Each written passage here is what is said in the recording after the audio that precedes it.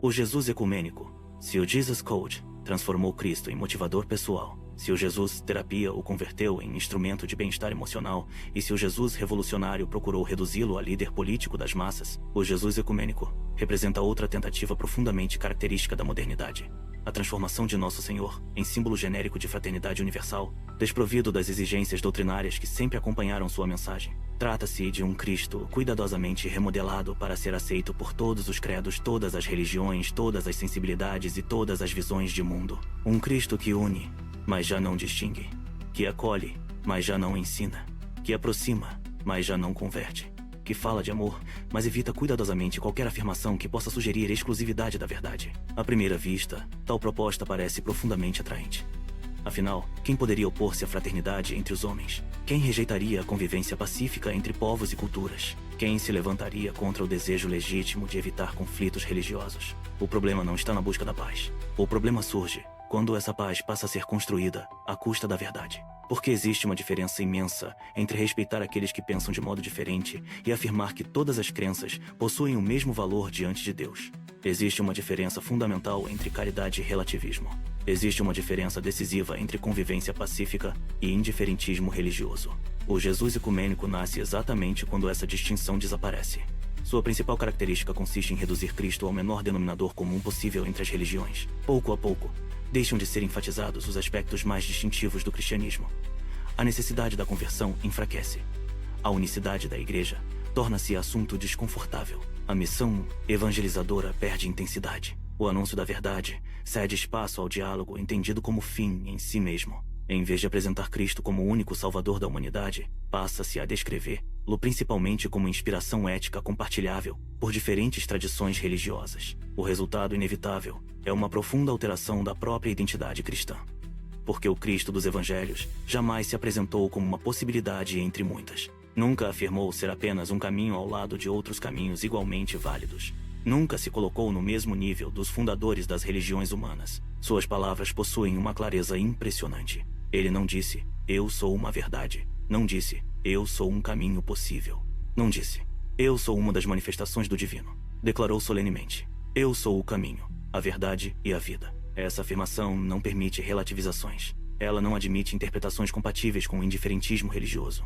Ela coloca Cristo no centro absoluto da história da salvação. Foi precisamente para defender essa verdade que o magistério tradicional da Igreja enfrentou diversas correntes relativistas ao longo dos séculos. Um dos documentos mais importantes nesse combate foi a encíclica Mortalium Animus, escrito num período em que começavam a surgir iniciativas religiosas baseadas na ideia de que todas as confissões cristãs deveriam ser consideradas expressões equivalentes da mesma verdade. O documento adverte energicamente contra essa tendência. Pio XI reconhece o desejo de unidade, mas recorda que a verdadeira unidade não pode ser construída sobre a relativização da doutrina. A unidade cristã só pode existir plenamente na verdade revelada por Cristo e preservada pela Igreja. O Papa compreendeu com extraordinária lucidez um perigo que se tornaria ainda mais evidente nas décadas seguintes. Quando a verdade deixa de ocupar o centro da vida religiosa, a fraternidade transforma-se em valor absoluto. Contudo, uma fraternidade separada da verdade termina inevitavelmente esvaziando-se. Torna-se mero sentimento humano, incapaz de conduzir as almas à salvação.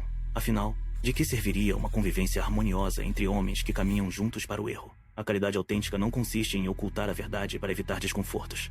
Consiste em anunciar a verdade com amor para conduzir o próximo a Deus. Essa mesma preocupação aparece de forma vigorosa no Syllabus Errorum. Em meio ao avanço do liberalismo religioso do século XIX, o documento rejeita explicitamente a ideia de que todas as religiões sejam igualmente agradáveis a Deus ou igualmente capazes de conduzir o homem à salvação. Tal ensinamento não nasce de arrogância ou intolerância, nasce da própria lógica da revelação.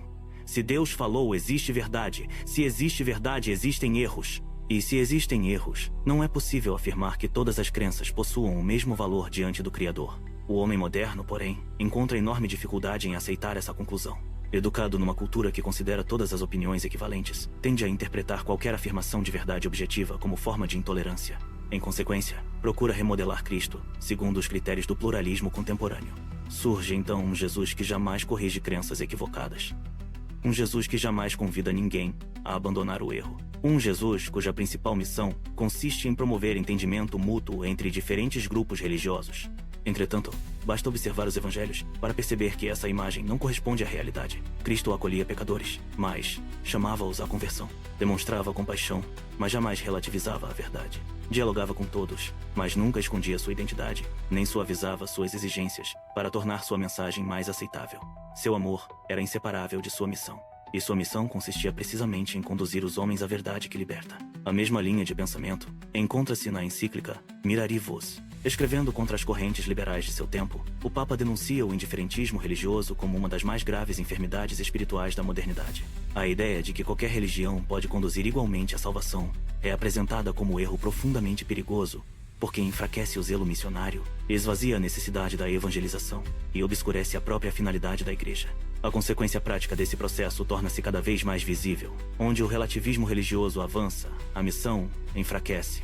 Onde o indiferentismo cresce, a evangelização perde sentido. Afinal, se todas as religiões conduzem igualmente a Deus, por que anunciar o Evangelho? Por que os mártires derramaram seu sangue? Por que os missionários atravessaram oceanos? Por que os apóstolos enfrentaram perseguições e mortes?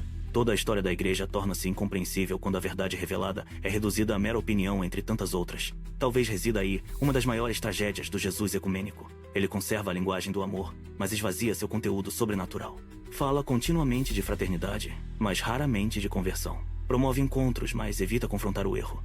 Aproxima pessoas, mas frequentemente afasta-as da urgência da salvação. Sua preocupação principal não é conduzir almas ao reino de Deus. É preservar consensos humanos. O Cristo verdadeiro, porém, não veio ao mundo apenas para promover convivência pacífica entre os homens. Veio para revelar a verdade. Veio para destruir o reino do erro. Veio para chamar todas as nações à conversão. Veio para fundar sua igreja. Veio para salvar almas. Porque a fraternidade sem verdade transforma-se rapidamente em sentimentalismo. O diálogo sem verdade transforma-se em silêncio. O amor sem verdade transforma-se em ilusão. Mas a caridade unida à verdade conduz à vida eterna. E somente o Cristo verdadeiro possui palavras de vida eterna. Não o Cristo reduzido a símbolo genérico da fraternidade humana, ou o Cristo transformado em patrimônio comum das religiões, mas o Cristo dos apóstolos, o Cristo dos mártires, o Cristo da Igreja, o Cristo do Calvário, o único Salvador do mundo.